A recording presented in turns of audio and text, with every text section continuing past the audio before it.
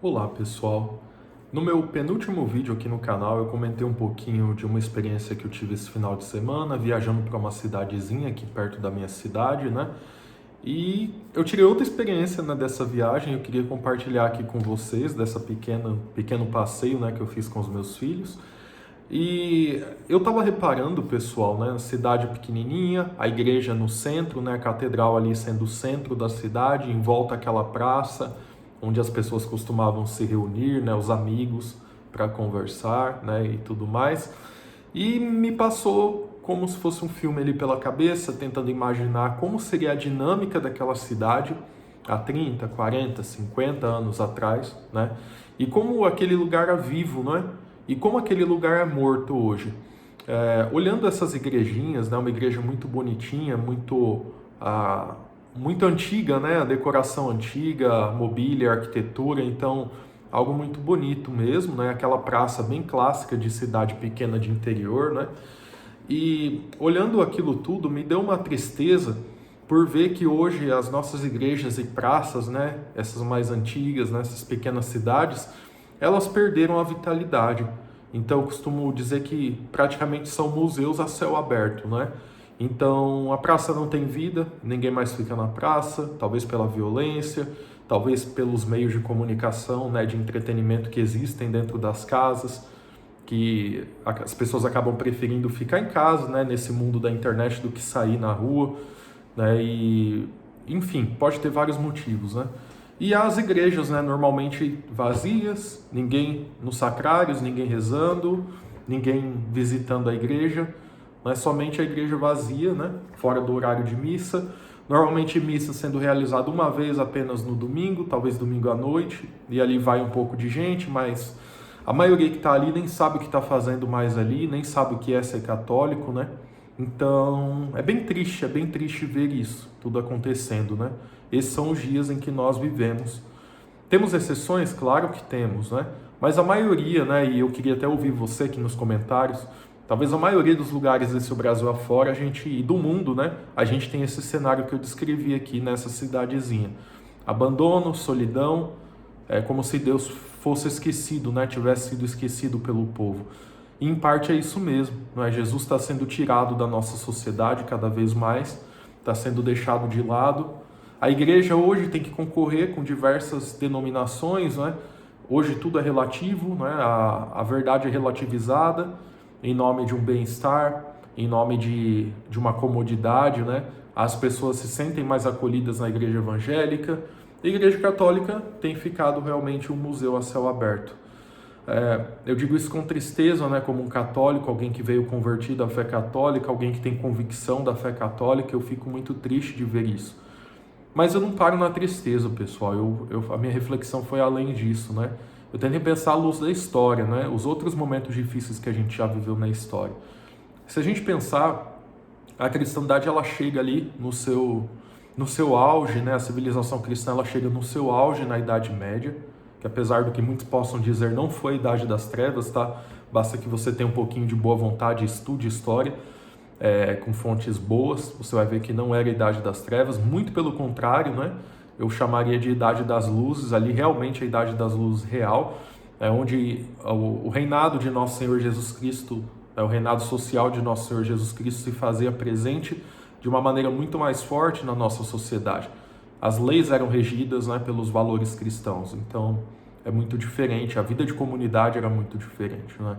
Então, a herança que nós obtivemos desse período, né, foi as nossas igrejas, foram as nossas cidades aqui no Brasil, as nossas igrejas ocupando o centro dessas cidades. Tudo isso tem a sua origem na cristandade, né? Mas, pessoal, vamos retroceder um pouco mais, vamos pensar como a gente chegou na cristandade, né? Como a gente chegou um dia nesse auge? Para a gente chegar nesse auge, teve um início. O início foi as sementes apostólicas, né?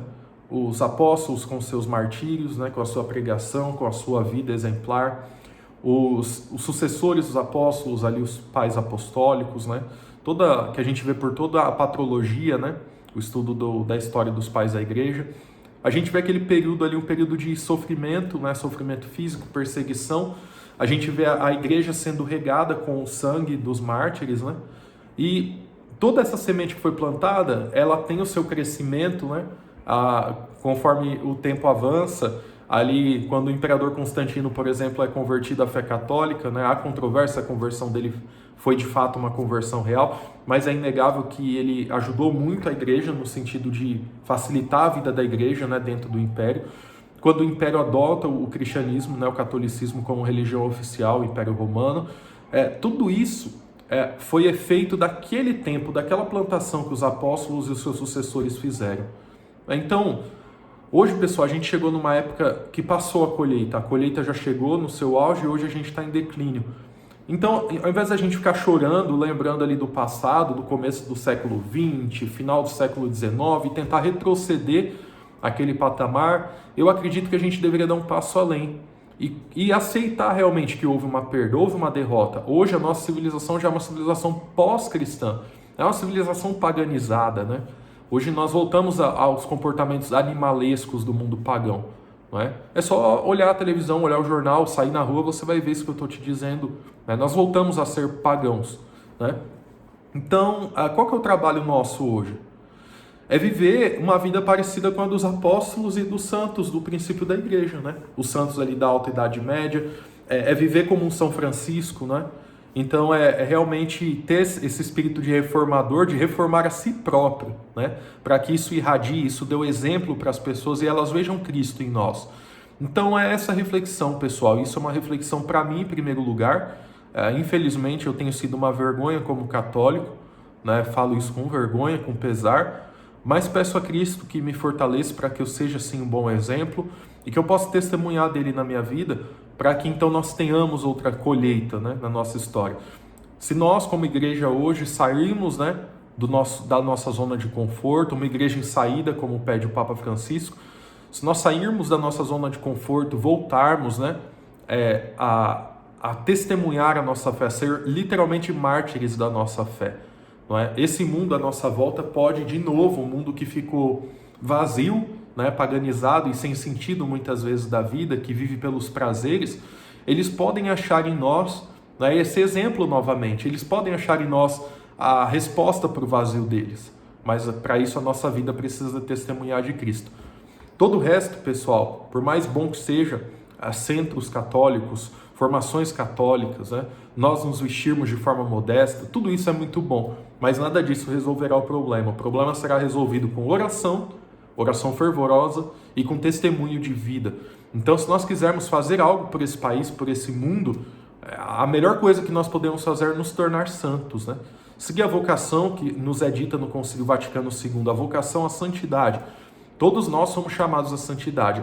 Essa é a minha esperança, pessoal, isso que eu tiro dessa reflexão.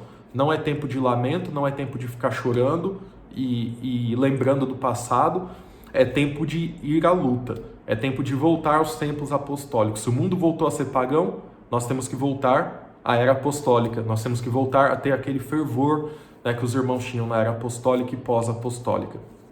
Pessoal, por hoje é isso. Se você gostou do vídeo, eu peço que você deixe o seu like, que você se inscreva aqui no canal, para que eu possa continuar compartilhando com vocês aquilo que eu tenho aprendido e aquilo que eu tenho visto. Muito obrigado pela sua atenção e peço as suas orações e agradeço desde já por elas. Obrigado, muito obrigado.